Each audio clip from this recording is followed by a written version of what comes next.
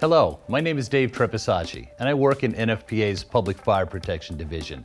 I'm the staff liaison to the technical committees that have responsibility for the protective clothing and equipment standards. Technical committees include representatives of PPE manufacturers, testing and certification laboratories, NIOSH, enforcers, and end users of the standards like yourselves. Each technical committee is balanced according to NFPA rules, so that no single representation makes up more than 1/3 of the voting members.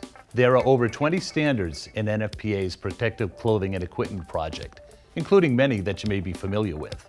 The project standards basically fall into two categories: product standards and selection, care, and maintenance standards. You will see standardization at work even among the product standards. Each product standard provides definitions, certification, labeling, design requirements, performance requirements, and test methods. The product standards, like NFPA 1971, are used by manufacturers in testing and certification labs like UL, Intertek, and SEI. But they're also important to you, so that you can determine if your PPE has been manufactured, tested, certified, and labeled correctly. Also, you can gain insight into the multitude of tests your PPE has to undergo in order to be certified and labeled NFPA compliant. The selection, care, and maintenance standards, like NFPA 1851, are also important to the fire service. The answers to many of the advisory service questions we get at NFPA can be found in these standards. Here's an example of a question we get frequently at NFPA. Hey Dave, how long can I keep my firefighting structural gear until it has to be replaced? This is a great question, and you can imagine why folks ask it so often. Chapter 10 of NFPA 1851 requires that structural and proximity firefighting ensemble elements have to be retired no more than 10 years from the date of manufacture. However, if you read on in Chapter 10, retired protective ensembles can be used for training that does not involve live fire, provided that the ensembles are marked as being for non-live fire training only.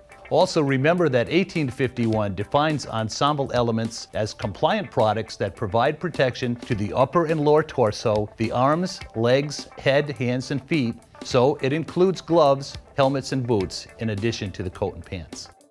NFPA 1851 also has information on inspection, cleaning and decontamination, and the repair of structural and proximity firefighting protective clothing and equipment, and more importantly, which organizations are permitted to perform these tasks. 1851 also has a chapter on the proper storage of ensembles and ensemble elements.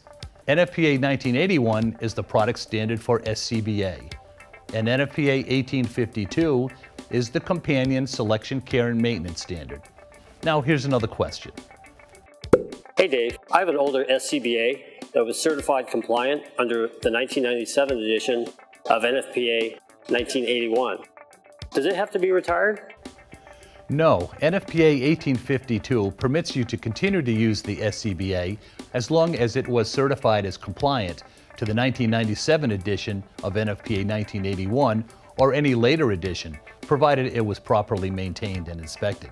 Also, some older SCBA can be upgraded to meet the requirements of the 2013 edition of NFPA 1981. We suggest you review Chapter 4 in NFPA 1852 for the complete requirements. Now I think we have another question. Hey Dave, are there any NFPA standards that can help me to determine when to use specific protective clothing and equipment? Thanks for the question. The product and selection, care, and maintenance standards do not specify the use of PPE.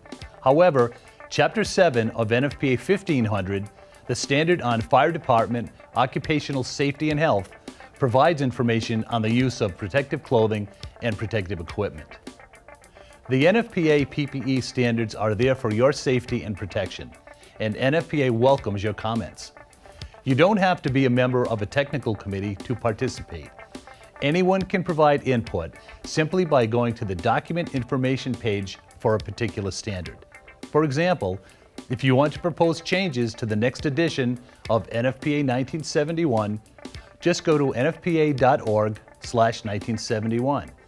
Click on the link that says, "The next edition of this standard is now open for public input." From there, follow the easy instructions to provide your input. Thanks for watching.